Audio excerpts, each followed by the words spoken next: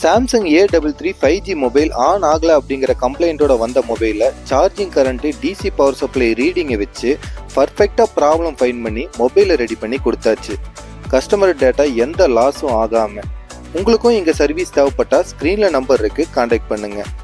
மேலும் mobile service பற்றின அப்டேட்டுக்கு நம்ம பேஜை ஃபாலோ பண்ணிக்கிங்க. எங்ககிட்ட கொரியர் சர்வீஸுமே அவைலபிள் இருக்குது. தேவைப்படுறவங்க ஃபஸ்ட்டு கமெண்ட்டில் பின் பண்ணி வைக்கிறேன், செக் பண்ணி பாருங்கள்.